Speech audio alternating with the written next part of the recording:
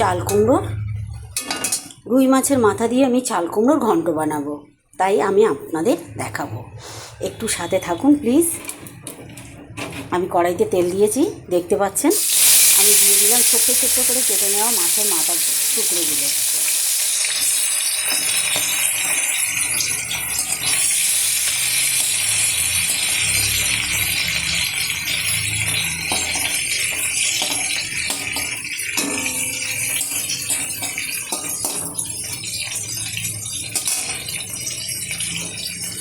আমি দেখুন মাছের মাথাগুলো ভেজে তুলে নিয়েছি।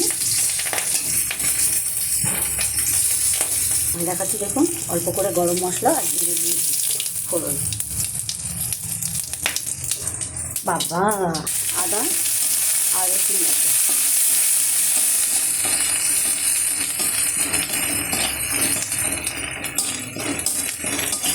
কিন্তু চাল কুমড়োটা এইভাবেই রান্না করবেন।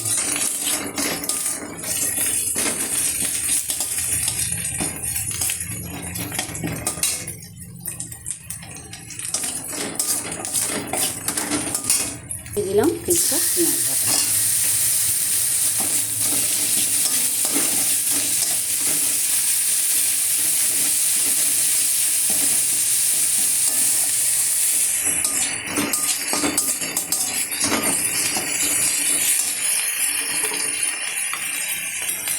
দিয়ে দিলাম একটু লঙ্কার গুঁড়ো।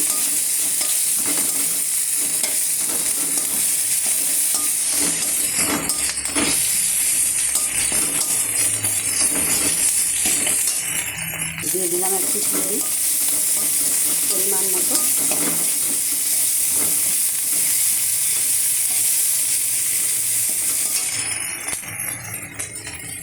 দেখুন আমি দিয়ে দিলাম একটু হলুদ। আমার মশলাটা কিন্তু সম্পূর্ণ দারুণভাবে কষানো হয়ে গেছে। দেখুন এবারে আমি কড়াইতে দিয়ে দিলাম সিদ্ধ করে রাখা চাল কুমড়ো।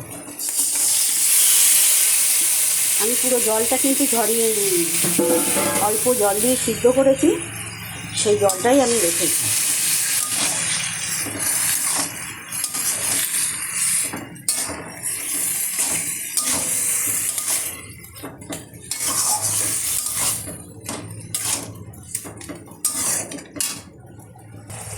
আমি দিয়ে দিচ্ছি মাছের মাথাগুলো,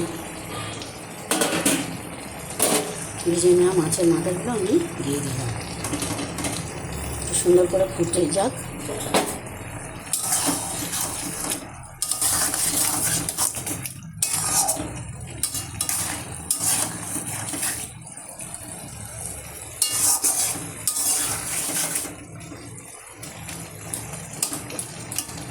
ইলিশ মাছের মাথা দিয়েও এরকম করে রান্না করলে দারুণ লাগে চাল কুমড়ো। তা ইলিশ মাছের মাথা নেই, আমি আজকে রুই মাছের মাথা দিয়ে বানালাম। এভাবে একবার বানিয়ে খেয়ে দেখবেন কেমন লাগে। দিদিভাই একবার বানিয়ে খেয়ে দেখবেন কেমন লাগে। আপনারা তো কত সুন্দর সুন্দর রান্না জানেন, আমি আপনাদের রান্না দেখি বা হলো সেভাবেও আবার রান্না করি। আমার রান্নাটা একটু দেখবেন, ভালো লাগবে যদি দেখেন। আর যদি একটা লাইক করেন তাহলে তো জানতে পারবো যে কে কোথা থেকে আমার এই রান্নাটা দেখছে। একটু লাইক, একটা কমেন্ট, বলতে খারাপ লাগে তবুও বলি আপনাদের সাথে, কেন আমাদের কিন্তু একমাত্র ভরসা আপনারাই। আপনারা যদি আমাদের একটু সাপোর্ট না করেন তাহলে আর আমরা কি করব। অনেক ভালো রাঁধুনি নই, সবে সবে করছি, তাই জন্য আপনারা পাশে থাকলে ভালো লাগবে। পাশে থাকবেন। হয়ে গেছে আমার চাল কুমড়ো মাছের মাথা দিয়ে, রুই মাছের মাথা দিয়ে চাল কুমড়ো বানালাম আজকে, আমি আপনাদের দেখালাম। আপনারা এরকম রস রাখতে পারেন একটু হালকা হালকা, আর যদি মনে করেন যে না একটু শুকনো করবো অবশ্যই করতে পারেন, খুব সুন্দর লাগবে খেতে। আর দেখুন দেখতে কেমন হয়েছে। টাটা, ভালো থাকবেন।